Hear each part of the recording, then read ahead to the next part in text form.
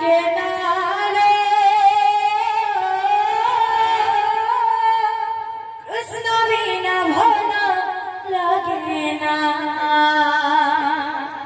श्याम बिना भला लागे ना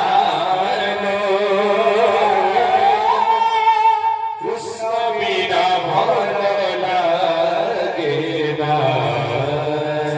श्याम बिना भला लागे ना